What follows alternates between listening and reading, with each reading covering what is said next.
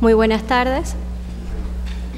Bueno, como ya fue anunciado, mi nombre es Marta Tavares y estoy muy agradecida al Instituto por esta gran oportunidad que se me ha brindado.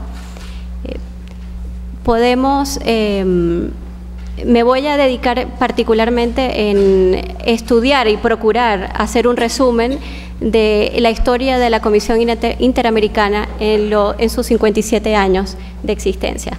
Es una labor algo dura, en 1 hora y media, pero procuraré ir al grano y explicar un poco cómo han evolucionado y cómo en este momento se encuentra el mandato y las funciones de la Comisión.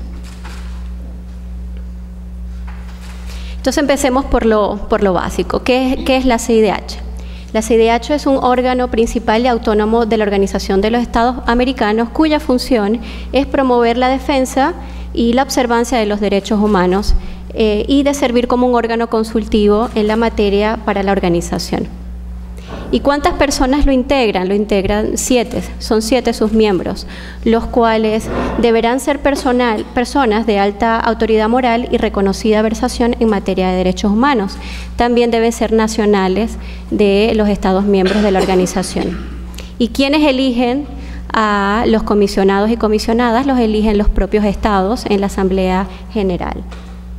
¿Por cuánto tiempo? Por 4 años y reelegibles en una sola oportunidad. Esta es la actual composición de la Comisión Interamericana. Como verán, tenemos como comisionado presidente al comisionado James Cavallaro, de nacionalidad norteamericana. También tenemos al comisionado primer vicepresidente Francisco Eguiguren, peruano. La comisionada segunda vicepresidenta Margaret Meade Macaulay, jamaiquina. El comisionado José Orozco Enríquez, mexicano, comisionado Paulo Banucchi, brasilero, comisionada Esmeralda Arosemena de Troitiño, panameña, y el comisionado Enrique Gil Botero, colombiano. Como ustedes pueden notar en la tabla, los comisionados también ejercen algunas otras funciones como relatores de países. En el caso del comisionado presidente, ustedes pueden observar que también sirve o funge como relator para Belice, Canadá, Honduras, Jamaica y Trinidad. Y a la par, también ejerce funciones como comisionado relator sobre derechos de las personas privadas de libertad. Esas funciones, ustedes van a ver que ellos se distribuyen las competencias de países y de las diferentes unidades temáticas y relatorías. Además de esta conformación, la Comisión también cuenta con una relatoría especial para la libertad de expresión, cuyo titular es en la actualidad Edinson Lanza. La Comisión representa a todos los miembros que integran la Organización de los Estados Americanos, sus 35 Estados miembros, incluyendo Cuba. Desde el origen del sistema interamericano, los estados han ido adoptando una serie de instrumentos para darle sustancia a la labor tanto de la Comisión como los demás órganos del sistema. Entre ellos tenemos, por ejemplo, la Declaración Americana de los Derechos y Deberes del Hombre de 1948, y así también tenemos una Convención Americana sobre Derechos Humanos, que también cuenta con 2 protocolos adicionales, el Protocolo de Derechos Económicos, Sociales y Culturales, y un protocolo relativo a la abolición de la pena de muerte. Tenemos también otras convenciones interamericanas en temas particulares para erradicar la violencia contra la mujer, por ejemplo, o la desaparición forzada. Tenemos declaraciones de principios, tenemos reglamentos y estatutos que regulan las diferentes funciones de la Comisión. De estos 35 estados que conforman la Organización de Estados Americanos, 23 estados han ratificado la Convención Americana, 20 han aceptado la competencia de la Corte y solo 7 estados han ratificado todos los instrumentos del sistema interamericano. ¿Dónde y cómo realiza sus funciones? La Comisión tiene su sede en Washington, D.C., y se apoya en una Secretaría Ejecutiva, la cual es una unidad administrativa especializada que asiste a la Comisión en el ejercicio de sus funciones. Entonces tenemos una comisión que monitorea, promociona, defiende y protege derechos humanos, pero vamos a explicar cómo realiza esas diferentes funciones. A lo largo, desde su creación, la Comisión ha adquirido diferentes estructuras para poder atender las demandas de los usuarios y para poder cumplir las diferentes funciones que les son encomendadas por los Estados. Entonces, por ejemplo, más recientemente la Comisión adoptó una estructura donde crea un área de monitoreo geográfico y un área de monitoreo temático. En particular, yo me encuentro asignada al área de monitoreo geográfico. Estas áreas de monitoreo se encargan de las visitas, de los informes de país o temáticos, de las audiencias, de los comunicados de prensa, solicitudes de información y el informe anual.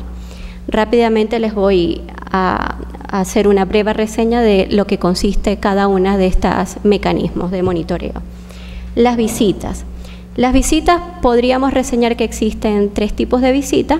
Tenemos las visitas in loco, en las cuales se requiere la presencia de 2 o más comisionados. Se requiere la invitación o la anuencia del Estado y por lo general se genera un informe de país, unas observaciones preliminares y un comunicado de prensa.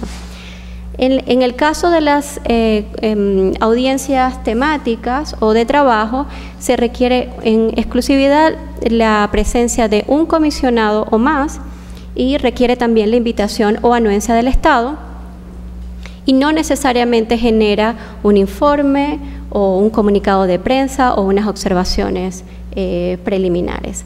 Las visitas de índole académico requiere la presencia de un comisionado o más y en este caso particular se le informa al Estado sobre la presencia del comisionado o la comisionada en el territorio. Las visitas in loco, las visitas en general se encuentran previstas a partir del artículo 53 al 57 del reglamento de la Comisión Interamericana de Derechos Humanos. Cuando tengan oportunidad, yo les invitaría a que ingresen en la página de la CIDH, particularmente a la pestaña de documentos básicos, y consulten el reglamento. Es bien interesante el artículo 57 del reglamento de la Comisión, donde se establece cuáles son las normas aplicables en casos de visitas. Entonces, en primer lugar, como ya les referí, se requiere la anuencia o invitación del Estado.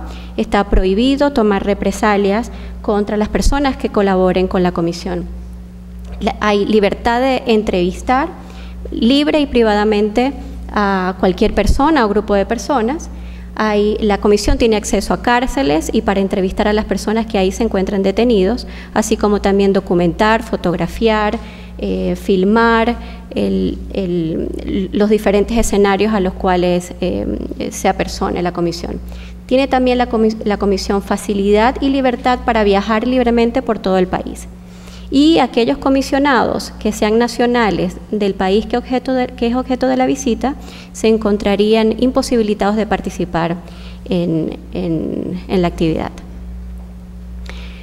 Tuve la oportunidad en el año 2013, diciembre de 2013, de coordinar la recepción de alrededor de 3.000 testimonios, denuncias, correspondencia general, peticiones y medidas cautelares que recibió la Comisión con motivo de la visita in loco practicada en República Dominicana. En oportunidad en la cual la Comisión quería verificar los efectos de una sentencia emitida por la Sala Constitucional. Entonces, sabemos que las visitas in loco generan un informe de país y que las visitas temáticas también podrían generar informes temáticos. Entonces, los informes temáticos,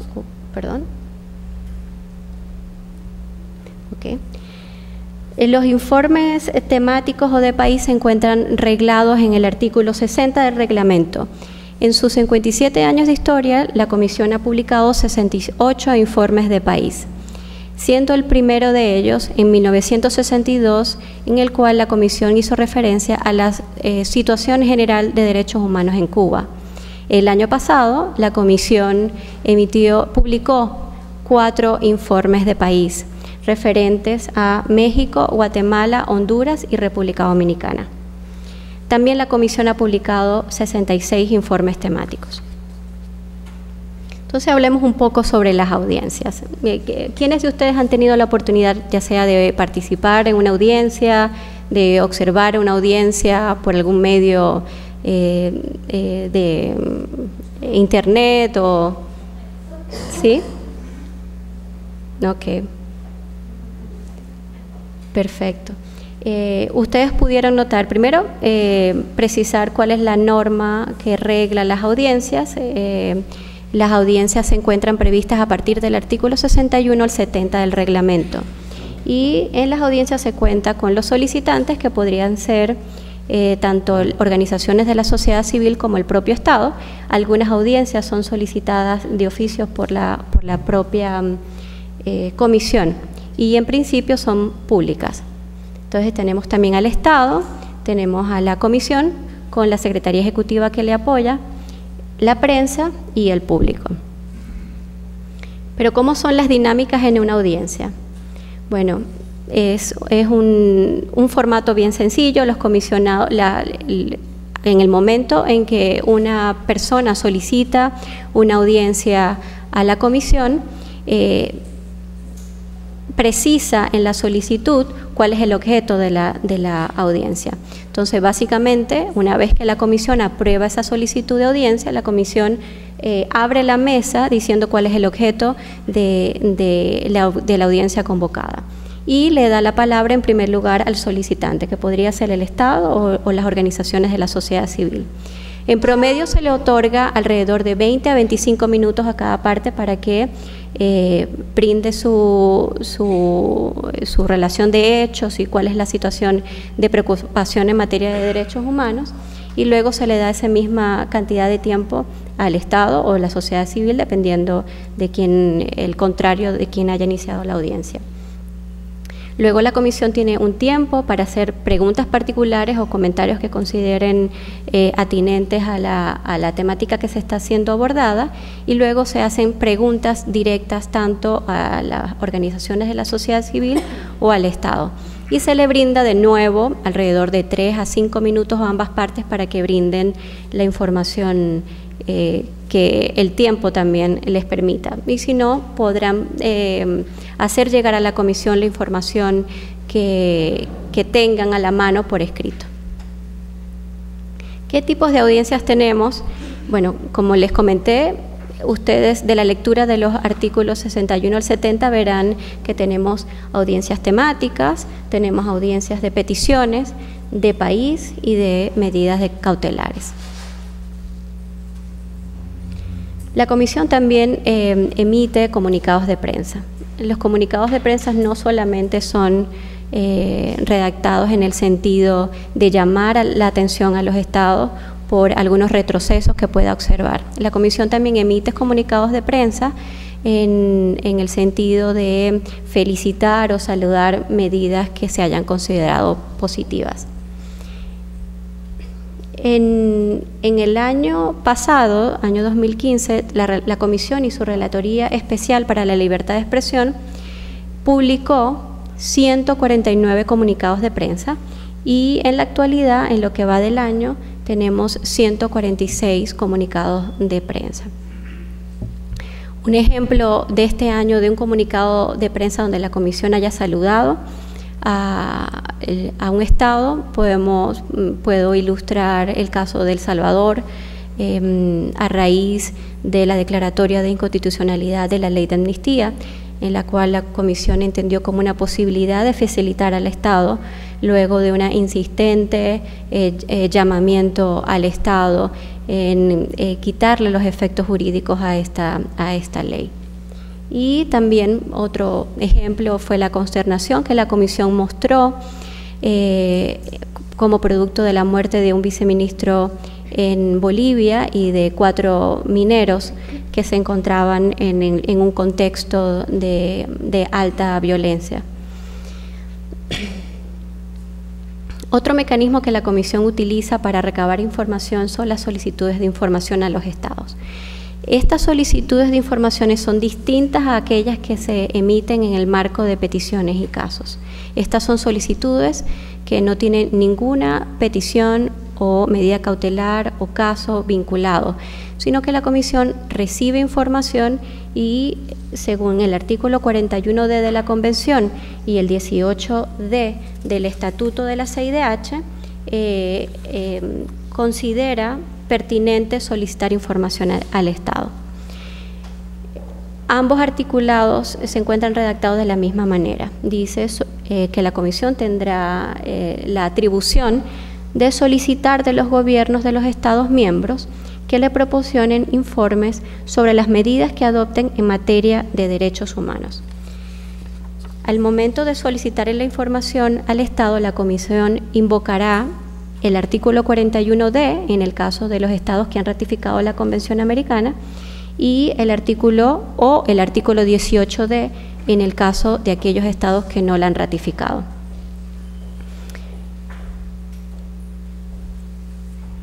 La Comisión recibe información por diferentes fuentes, individuos, organizaciones de la sociedad civil o por los medios públicos.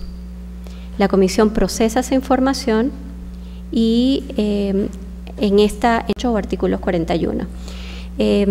Hace una breve reseña de la situación de hecho o de derecho que le causa preocupación a la Comisión o que no le causa preocupación, lo considera una medida positiva, pero decide que necesita un poco de mayor elemento para ver cómo esa medida positiva se va a implementar.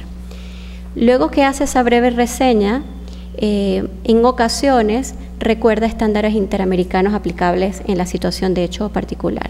Y seguidamente, en esa misma carta, se le da un plazo al Estado para que responda unas preguntas bien puntuales. Podría dar un ejemplo. Estas cartas ustedes verán, la carta es dirigida al Estado y el Estado, en el plazo que la Comisión le concede, responde a la solicitud de información. Las cartas 18 y 41 en todos nuestros informes anuales se encuentran enlistados. Ustedes podrán ver cuáles son las temáticas que fueron abordadas, podrán ver las fechas en que salieron, si se respondió o no se respondió. También podrán ver los estados que fueron abordados a través de estas cartas 41 o 18. Para el año 2015, ustedes pueden consultar esta información en el informe anual. La Comisión remitió 44 cartas, artículos 41, ahí están los estados que fueron requeridos, y 9 cartas, artículos 18. En lo que va del año, la Comisión ha formulado 39 cartas, artículos 18 y 41. Entonces, le voy a dar un ejemplo de una situación en la cual en este año la Comisión hizo un requerimiento a un estado en particular. La Comisión, esta área de monitoreo geográfico que les estaba comentando, hace un monitoreo de situación en los países de la región. Y en el caso de El Salvador en particular, notó que había un incremento significativo en los homicidios violentos. Solo en los primeros 3 meses del año, la Comisión tomó conocimiento que se habían reportado 1.500 homicidios, de acuerdo al Instituto de Medicina Legal. Aunado a ello, en el marco del 157 periodo de sesiones, la Comisión recibió una solicitud de audiencia, la cual tenía el objeto de abordar el tema de seguridad ciudadana y derechos humanos. La Comisión otorga la audiencia. La Comisión tiene la oportunidad de tener en la delegación del Estado al canciller salvadoreño, en cuya oportunidad el canciller reconoce que efectivamente hay una situación de violencia extrema en el país y le explica a los comisionados cuáles son las medidas que se están adoptando. Y de hecho, en el marco de esa audiencia, la Comisión, el canciller, le extendió una invitación a la comisionada relatora, que es la comisionada Margaret May Macaulay, para que hiciera una visita de país. Sin embargo, como ustedes tendrán conocimiento, la Comisión sufre una crisis financiera bastante crónica y al menos en lo que va del presente año se vio imposibilitada de honrar la invitación extendida por el gobierno salvadoreño. Una vez concluida la audiencia y pasado algunos meses y continuando monitoreando la situación de seguridad ciudadana en el país, la comisión consideró pertinente enviar un requerimiento artículo 41 al Estado de El Salvador para hacer un seguimiento a la audiencia que se había celebrado en el contexto del 157 periodo de sesiones. Y en esa carta particular la comisión hace requerimientos particulares para conocer cuáles eran las medidas extraordinarias que se habían adoptado para atender estos altos índices de violencia. Entonces, también tenemos en este área de monitoreo gráfico y temático, se encargan de la elaboración del informe anual, particularmente del capítulo 4 y 5. A raíz de la reforma reglamentaria del 2013, el capítulo 4 fue dividido en dos secciones. La sección A, que muestra un panorama de situación de derechos humanos en el hemisferio, y la sección B, que hace una inclusión de países, en particular de acuerdo a 4 criterios que se encuentran previstos en el artículo 59.6 del reglamento de la CIDH. Las decisiones de inclusión de un país en el capítulo 4 es una decisión que se toma en exclusividad por los comisionados.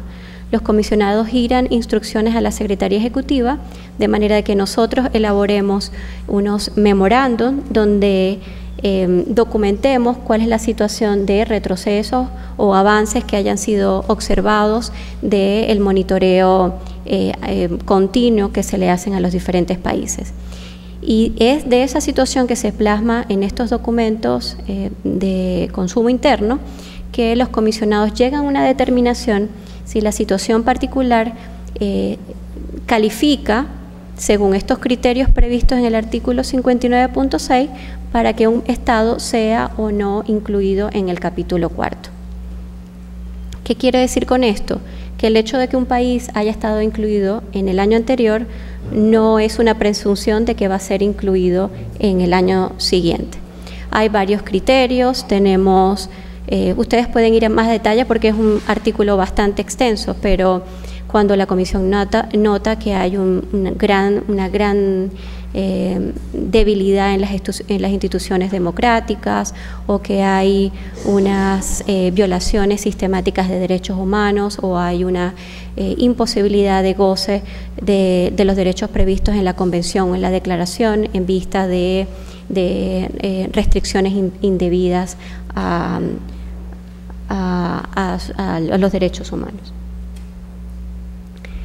Entonces, ¿cómo hace la Comisión la labor de protección y defensa de derechos humanos? Bueno, ustedes conocerán que la Comisión tiene un sistema de peticiones y casos, que también adopta medidas cautelares, solicita a la Corte medidas provisionales y puede solicitar información a los estados conforme al artículo 4 de la Convención Interamericana sobre Desaparición Forzada. Con respecto al sistema de peticiones y casos, según la reciente reestructuración, se crearon diferentes secciones. La primera de ellas, que la vamos a ver en pocos minutos, de antigua data. ¿De dónde nace esta atribución de la Comisión de recibir y tramitar denuncias? Nacen de los artículos 19 y 20 del Estatuto. El 19 en relación a aquellos estados que son partes de la Convención, al indicar que la Comisión tiene la potestad de diligenciar las peticiones y otras comunicaciones de conformidad con lo dispuesto en los artículos 44 al 51 de la Convención. Y con respecto a aquellos estados que no han ratificado la Convención, aplicaría el artículo 20 del Estatuto, al indicar que la comisión tendrá la potestad de examinar las comunicaciones que le sean dirigidas y cualquier información disponible. Entonces, pero ¿cuál es la vida de una denuncia ante la comisión? Podríamos resumirlos a unas 4 grandes etapas. Tenemos la etapa de revisión inicial, la de admisibilidad, fondo y seguimientos de recomendaciones. El sistema de peticiones y casos se encuentra previsto a partir del artículo 44 al 51 de la Convención y el 26 al 50 del reglamento de la CIDH. Quedémonos en esta lámina para conversar un poco de la revisión inicial y entender un poco qué es una denuncia, cuáles son sus requisitos y qué pasa una vez que alguien ingresa un documento contra un Estado ante la Comisión Interamericana. En primer lugar, tanto el artículo 44 de la Convención como el 23 del reglamento establece que cualquier persona o grupos de personas tiene la posibilidad de presentar una denuncia en favor de un tercero. Por otro lado, el artículo 26 del reglamento dice que la revisión inicial de estas 4 etapas que ustedes observan acá es la única que está delegada a la Secretaría Ejecutiva de la Comisión. Las demás decisiones sobre el fondo, sobre la admisibilidad, seguimientos, recomendaciones, soluciones amistosas, medidas cautelares, etcétera, todas las demás son decididas por la Comisión. ¿Y cuáles son los requisitos para presentar una denuncia ante el sistema? Bueno, el artículo 28 nos enlista cuáles son esos requisitos. Necesitamos tener una víctima identificada o identificable, necesitamos tener el nombre del peticionario y conocer si él desea que su identidad sea reservada. La comisión también necesita contar con una relación detallada de los hechos que se están denunciados. Y la autoridad, que ya sea por acción o por omisión, considera responsable.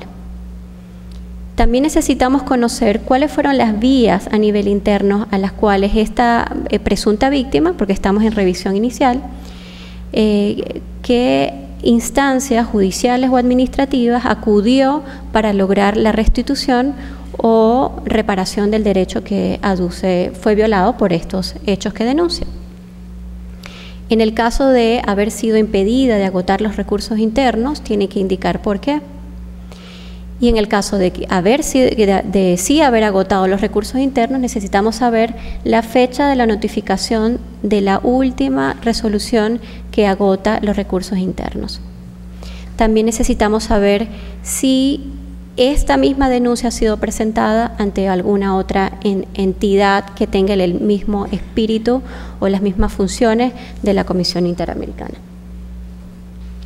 A partir de la reforma reglamentaria del 2013, se inserta en el numeral 2 del artículo 29 una serie de criterios en los cuales la Secretaría Ejecutiva se encontraría habilitada para adelantar el estudio de una petición en etapa de revisión inicial. Esto nos quiere decir que el estudio de los asuntos se hace por orden cronológico y solo cumplido uno de estos criterios se podría adelantar el estudio. ¿Cuáles son estos criterios? Tenemos el criterio de la edad, que la presunta víctima sea una niña o niño, o sea una persona adulta, mayor, que la persona se encuentre privada de libertad, que sea beneficiaria de medidas cautelares otorgadas por la Comisión, que la persona haya sido condenada a pena de muerte, o que el Estado denunciado se acerque a la Comisión manifestando su deseo de llegar a un acuerdo de solución amistosa. Estos criterios no quiere decir que automáticamente el asunto es tramitable, es la forma en que nosotros lo llamamos al interior. Lo que quiere decir es que el examen de cumplimiento o no de los requisitos previstos en el artículo 28 se va a adelantar Ese examen se va a adelantar en vista de que se identificaron estos criterios puntuales que están en el artículo 29.2. Quisiera compartir con ustedes unos números sobre cómo ha ido incrementándose el número de presentación de denuncias ante el sistema. De 435 peticiones recibidas en 1997, en el año 2015 cerramos con 2.164. Al viernes pasado, 7 de octubre, al consultar las bases de datos, me arrojó que hasta la fecha se habían recibido 1.954 denuncias. ¿Cuáles son los países que al menos este año se ha recibido mayor número de denuncias? Tenemos, por ejemplo, a México con 699 denuncias, a Colombia con 399, Perú con 144 y Argentina con 126. Obviamente están los 35 estados, pero me atreví solamente a compartir con ustedes los datos de los 4 primeros puestos, digamos. De todas maneras, a finales del año, ustedes pueden consultar estas cifras en el informe anual. Y de hecho, en la página de la CIDH tenemos un sitio interactivo donde ustedes pueden consultar estadísticas, pueden hacer estudios comparativos entre estados, de cuáles estados tienen más situaciones en admisibilidad, en fondo, medidas cautelares, etcétera. Volvamos a la lámina anterior. Okay. Entonces, ¿cuáles son los escenarios que se pueden presentar en esta etapa de revisión inicial? Bueno, simplemente que la Secretaría diga que se cumplen los requisitos del 28, en cuyo caso se corre traslado de la denuncia al Estado. Puede concluir que no se reúnen los requisitos y por lo tanto se le comunica a la parte peticionaria que el asunto no es tramitable y se le especifica cuál de los requisitos no cumple. También puede ser que uno de estos requisitos no haya claridad y por lo tanto requiera por parte de la Secretaría hacer una solicitud de información a la parte peticionaria. O cuando también hay ocasiones en las cuales hay dudas sobre la tramitabilidad y por lo tanto se eleva el asunto a consulta de los comisionados. En el caso de que el asunto se decida que es tramitable, el grupo de registro, que es el grupo encargado de esta etapa de revisión inicial dentro de la Secretaría Ejecutiva, traslada el expediente a una sección de peticiones. Esta sección de peticiones va a ser la encargada de la tramitación del asunto en la etapa de admisibilidad. Pero ¿qué ocurre en esta etapa de admisibilidad? A muy grosso modo, podría comentarles que este grupo de peticiones traslada la denuncia al Estado y en esta oportunidad es la primera vez que el Estado tiene conocimiento, al menos por parte de la Comisión, de que ha recibido esa denuncia en su contra. En ese mismo traslado es la primera oportunidad también en que la Comisión se pone a disposición de ambas partes para que lleguen a un acuerdo de solución amistosa. Una vez que se traslada la denuncia al Estado, reglamentariamente, según el artículo 30.3 del reglamento, el Estado tiene 3 meses para responder. Una vez que el Estado responde, el cual podría ser prorrogable también, una vez que el Estado responde, el peticionario tiene la posibilidad de replicar. Y una vez que se da esa réplica en un mes, la Secretaría Ejecutiva de la Comisión nuevamente corre traslado de esa respuesta al Estado y el Estado a su vez tendrá la posibilidad también de presentar observaciones. Estas observaciones se corren traslado a la parte peticionaria como información adicional. Luego de estas 2 rondas, el asunto en principio estaría listo para hacer una determinación de admisibilidad o inadmisibilidad. Entonces, son varios los escenarios que pueden ocurrir, pero me voy a fijar en dos. Digamos que la comisión considera que los hechos denunciados no son caracterizables, que prima facie la información con que cuenta la comisión no resulta convincente para la comisión de que existe una violación de la Convención Americana, la Declaración de los Derechos y Deberes del Hombre o cualquier otro instrumento. También podría definir que no tiene competencia o que determina que no hubo un agotamiento o que el agotamiento fue indebido o que la presentación fue extemporánea o que no fue razonable el tiempo en que este peticionario acudió a la comisión. Eso es un escenario, un informe de inadmisibilidad en cuyo caso la comisión la decide, se le notifica a ambas partes sobre la decisión de inadmisibilidad y se publica en el informe anual. Otro escenario es que definitivamente sí considere que los requisitos están cumplidos y que el asunto es admisible. Se emite un informe en el cual aquellos que hayan tenido la oportunidad de leer un informe de admisibilidad se comprende de tres partes básicamente.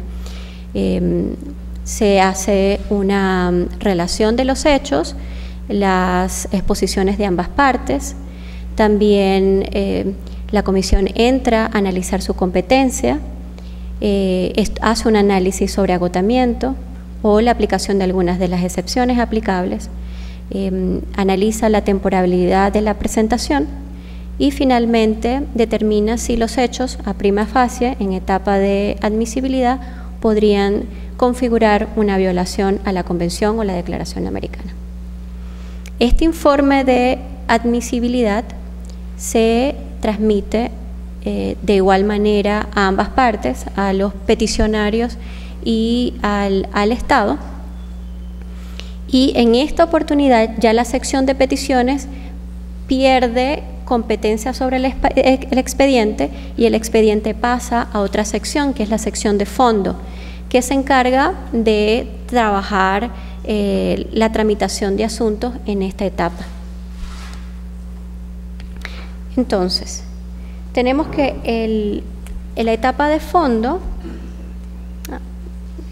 olvidé compartir con ustedes unas cifras en etapa de admisibilidad. Las más recientes cifras que me fueron compartidas por esta sección de peticiones me informan que en la actualidad la sección de peticiones cuenta con 1.720 peticiones en admisibilidad. ¿Okay? Y estos son, no sé si pueden leerlos, no creo. Pero bueno, tenemos la primera barra, la que llega más arriba, es de Colombia con 349 asuntos. Seguida por Argentina con 265 y luego por México y Perú con 231. Luego tenemos Chile con 121 y Brasil con 82 y así sucesivamente. Luego puedo compartir esta lámina de manera que ustedes puedan ver de manera más cercana porque entiendo que está un poco complicado verla. Entonces regresemos a la etapa de fondo. La etapa de fondo se encuentra regulado a partir del artículo 37 del reglamento y una vez que la comisión transfiere el informe de admisibilidad a las partes, la parte peticionaria cuenta con 4 meses para presentar sus observaciones, los cuales pueden ser prorrogables en un término que no exceda los 6 meses. Recibida la respuesta de la parte peticionaria, el Estado se le brinda también la misma posibilidad de presentar sus observaciones en un igual término, 4 meses. En el interín, la comisión tendría la posibilidad de recabar prueba por otros medios. Podría, por ejemplo, convocar audiencias, hacer investigaciones in loco, recibir prueba testimonial, etc. ¿Cuáles son los diferentes escenarios que me resultan de la etapa de fondo? Veamos, puede ser que la comisión concluya que no hay violación, en cuyo caso este informe de fondo de no violación es transmitido a las partes y publicado el informe anual. Con posterioridad, el otro escenario, es que sí hay violación. Entonces ahí tenemos varias situaciones. Tenemos la situación en la cual la comisión elabora, una vez que declara que sí hay violación, un informe artículo 50 de la Convención, en el cual se determina cuáles fueron los hechos, cuáles fueron aquellos que fueron probados, cuáles fueron los derechos lesionados, aquellos que no fueron lesionados, y hace una serie de recomendaciones a los estados. Una vez que se transmite al Estado este informe artículo 50, el Estado cuenta con 3 meses para informar a la Comisión de cuáles han sido las medidas que han sido adoptadas para lograr el cumplimiento de estas recomendaciones.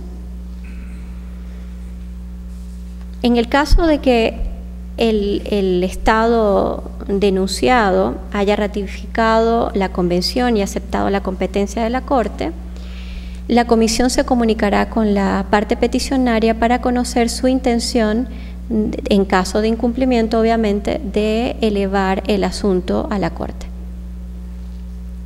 Entonces empieza un procedimiento para verificar cuáles son las medidas adoptadas por el Estado para lograr este cumplimiento. En el caso de que la Comisión determine que no hay ninguna iniciativa que pueda brindar alguna idea a la Comisión de que existe una voluntad de cumplimiento, la Comisión podría entonces someter el caso a la Corte. La Comisión, si ve algunos movimientos en procura de cumplir estas recomendaciones, podría suspender y podría monitorear esa etapa de cumplimiento.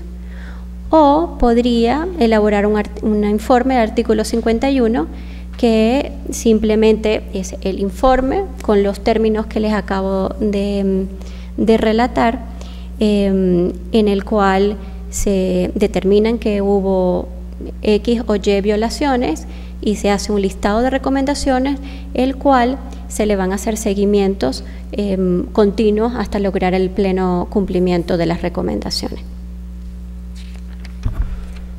Además de un informe de fondo, la vida de una denuncia ante el sistema interamericano podría resultar en una solución amistosa. Olvidé comentarles que al momento en que la Comisión emite un informe de admisibilidad, es la segunda oportunidad en que se vuelve a poner a disposición de las partes para llegar a un acuerdo de solución amistosa. Las soluciones amistosas se encuentran reguladas en el artículo 40. En el caso que las partes coincidan y consideren que quieren sentarse en una mesa a negociar, la Comisión deja de ser una directora de proceso y pasa a ser una facilitadora. La Comisión no va a empujar a adoptar una serie de acuerdos, los términos del acuerdo. La Comisión no va a intervenir en ese tipo de negociaciones. La Comisión va a servir de facilitadora. De hecho, en el marco de los periodos de sesiones que se celebran, en muchas oportunidades tenemos espacios destinados a reuniones de trabajo en las cuales las partes pueden continuar con la negociación con la intervención de los comisionados y comisionados.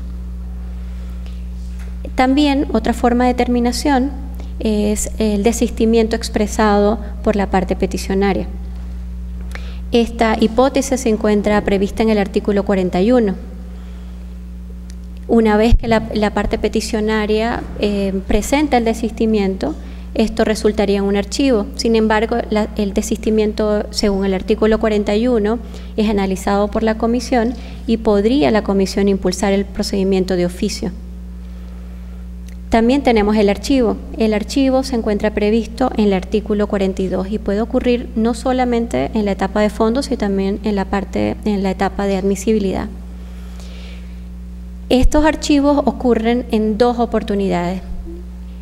Una es cuando la comisión no cuenta con suficiente información a pesar de las solicitudes de informaciones o cualquier diligencia que haya sido adelantada, para contar con todos los elementos necesarios para hacer una determinación sobre admisibilidad o sobre el fondo. Y la segunda situación es en el caso donde hay una inactividad por parte del peticionario. Por ahora, la práctica es que esa inactividad tiene que ser por 5 años. Sin embargo, transcurridos los 5 años de inactividad, la comisión primero emite una amenaza de archivo a la parte peticionaria y si no hay respuesta por la parte peticionaria es cuando se procede al archivo del asunto.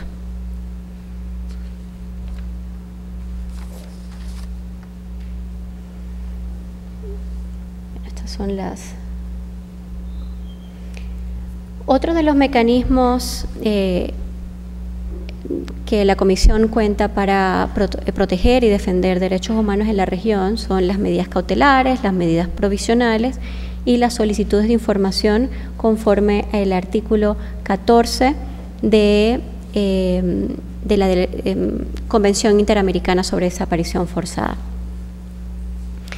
Estos mecanismos están a cargo del Grupo de Protección, que esto es un grupo que está adscrito a la oficina de la Secretaría Ejecutiva adjunta de la Comisión. El mecanismo de medidas cautelares es un mecanismo bastante antiguo también. Desde los años 80 ya se encontraba previsto un mecanismo que permitía a la Comisión proteger la vida e integridad de personas que se veían en un contexto amenazados. Entonces la Comisión ha tenido la oportunidad de adoptar medidas con respecto a personas con VIH o personas con alguna discapacidad mental que han terminado siendo privadas de libertad. Los requerimientos que analiza la Comisión al momento de pronunciarse sobre el otorgamiento o no de una medida cautelar son los requerimientos de urgencia, irreparabilidad y gravedad de los hechos denunciados. Entonces, en esta oportunidad quiero compartir ahora algunos números sobre el número de solicitudes de medidas cautelares que recibimos por año. Tenemos que para el año 2005 la Comisión había recibido 265 medidas cautelares. Y para el año 2015 se recibieron 664 solicitudes. Para junio de este año, la Comisión ha recibido 466 solicitudes. En esta gráfica podemos observar cuáles son las medidas, el número de medidas cautelares otorgadas por país en el año pasado. Como ustedes recuerdan, de esas 674 solicitudes, el total de otorgadas fueron 45. Tenemos entonces a México con 12, a Venezuela con 7, Honduras con 6 y así sucesivamente. Ok, entonces quisiera compartir con ustedes, al menos con respecto a medidas cautelares, a dar unas experiencias. Les voy a contar el caso de la señora Shirley Ávila León. La señora Shirley Ávila León era una delegada comunitaria en Cuba, era una activista. Su hijo, de hecho, era miembro de las Fuerzas Armadas revolucionarias de Cuba. Era una persona que se encontraba identificada con las políticas y las medidas adoptadas por el gobierno. Sin embargo, en el desempeño de estas funciones como delegada comunitaria, empezó a hacer ciertos requerimientos y exigencias y manifestaciones de inconformidad por el cierre de una escuela local. Entonces ella estaba abogando por la reapertura de esta escuela. Estas diligencias, estas manifestaciones, estos reclamos que la señora Sirleaf hizo a las autoridades, resultó en que ella fuera removida de este cargo de delegada comunitaria. Y sumado a ello, empezó a recibir una serie de amenazas y hostigamientos. Estas amenazas y hostigamientos escalaron hasta el año 2015, cuando la señora Sirleaf fue agredida por un tercero. El señor la atacó con un machete y le lesionó sus 2 rodillas, y cuando ella se procuraba proteger la cara, fue amputado su mano izquierda. Estos hechos fueron denunciados ante la comisión. La comisión otorga medidas cautelares en el año 2015 porque consideró que los requisitos de gravedad, urgencia y reparabilidad estaban dados. Aquellos que hayan tenido la oportunidad de leer los capítulos 4 respecto de Cuba, que se encuentran publicados en el informe anual, han podido observar que de manera consistente la comisión ha dicho que Cuba no responde a los requerimientos hechos por la comisión.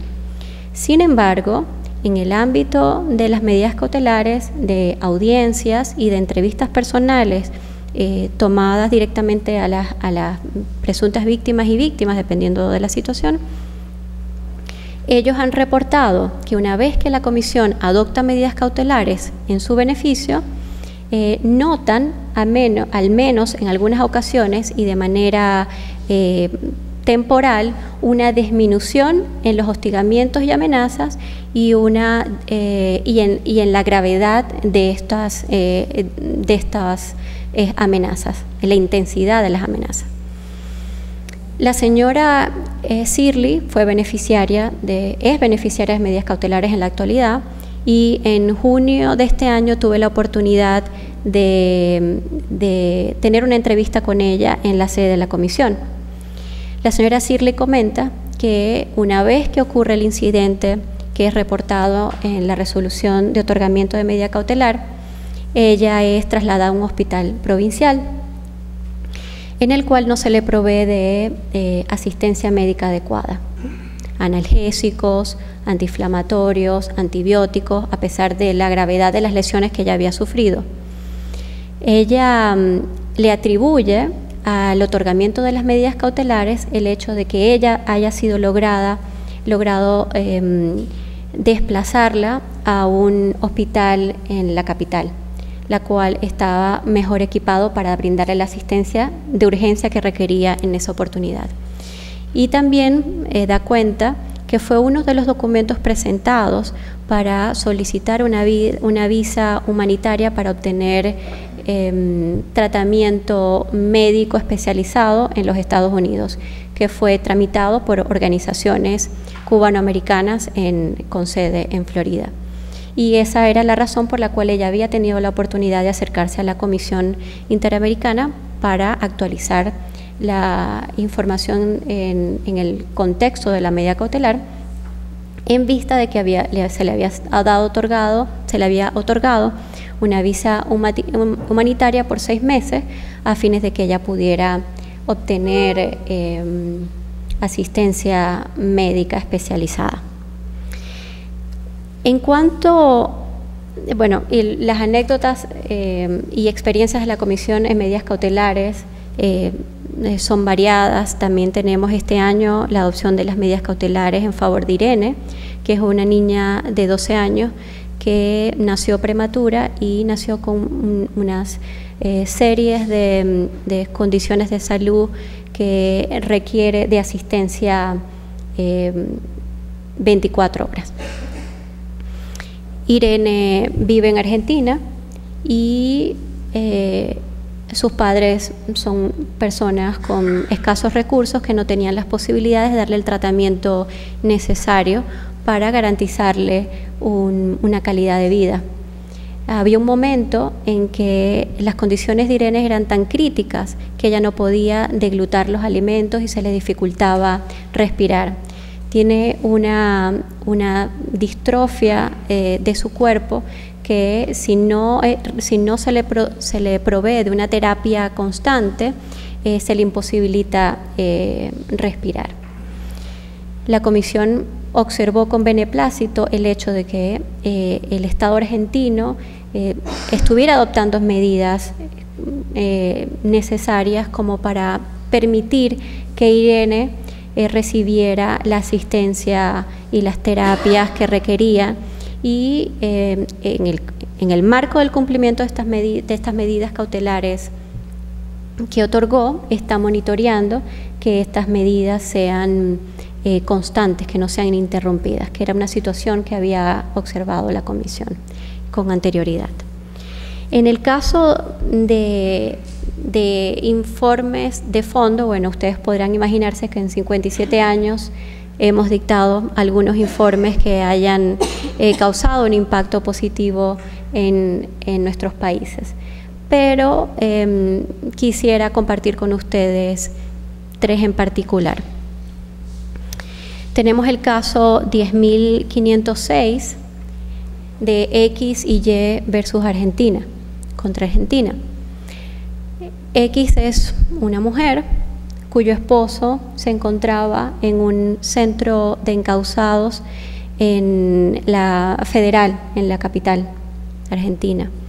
Y Y era una niña de 13 años, hija de esta persona que se encontraba privada de su libertad.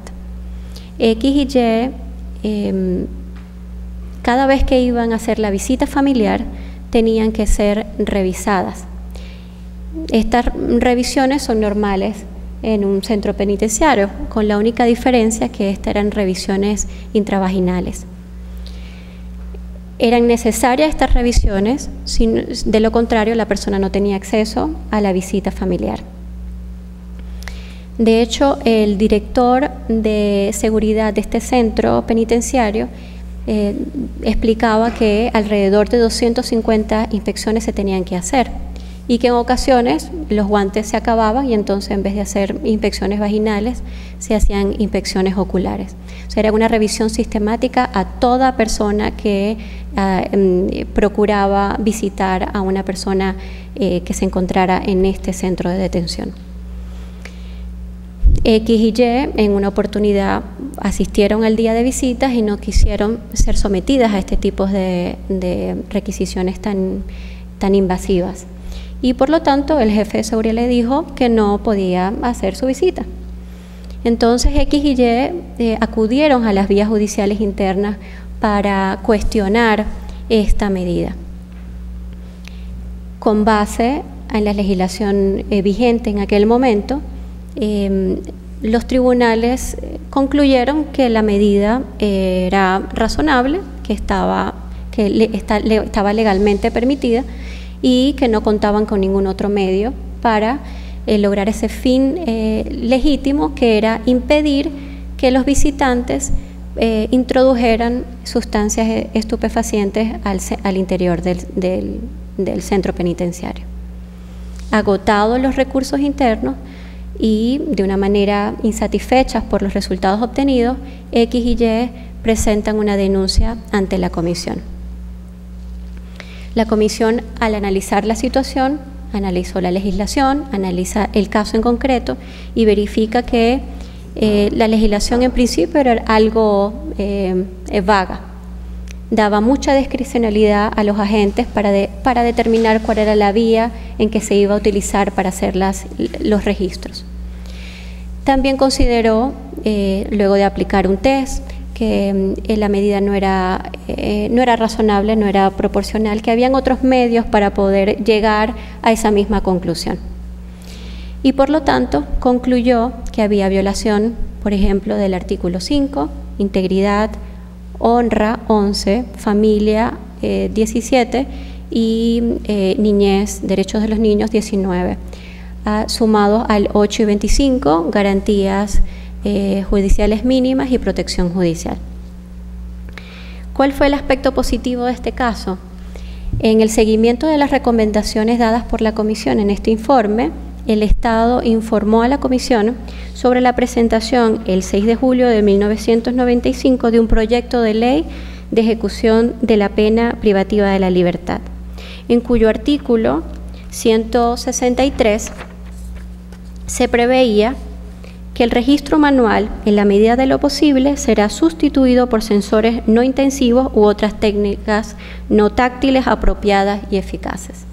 Entonces, más allá de cualquier compensación que las presuntas víctimas pudieron haber logrado en el cumplimiento de recomendaciones, también se lograron cambios legislativos que aplicables, obviamente, no en exclusividad a X a Y, sino a todas las personas que visitaran los centros.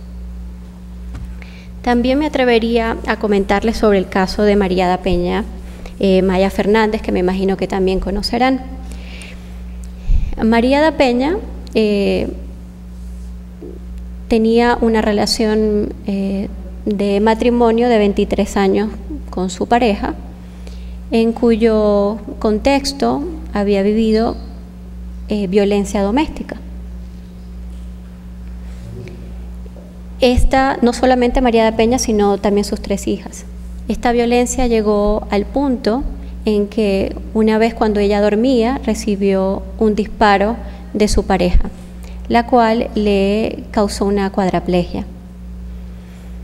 María es trasladada a un hospital y 2 semanas más tarde ocurre un segundo evento. Mientras ella se encontraba en el baño, su esposo la trató de electrocutar. Todos estos eventos, obviamente, el deber de investigar y sancionar en vista de la entidad de los hechos que estamos reportando, caía en cabeza del Estado. Pasaron 15 años, la Comisión entra a conocer el asunto y a la fecha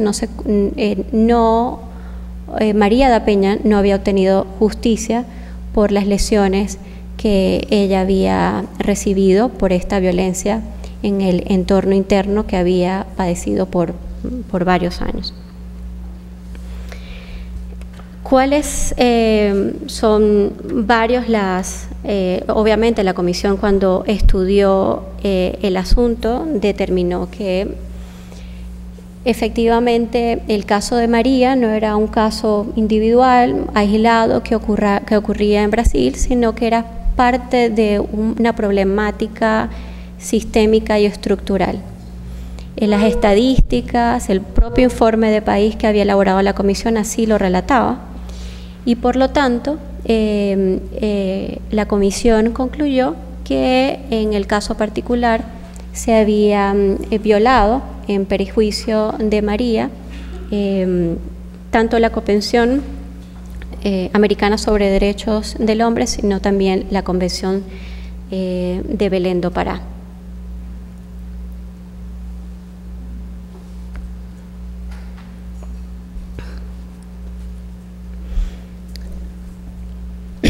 A raíz de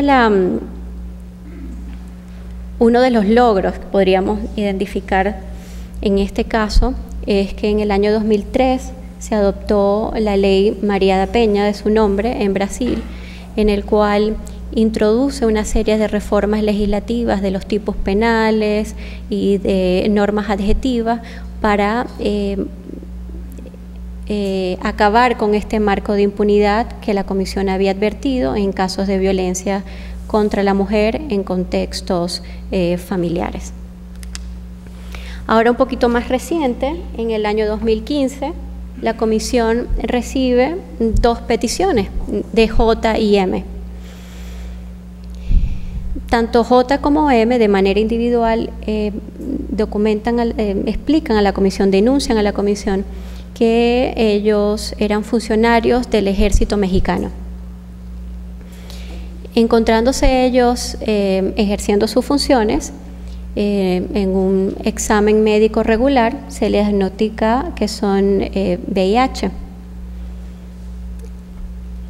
Ese diagnóstico automáticamente generó la apertura de un procedimiento administrativo que resultó en el retiro involuntario de ambos funcionarios.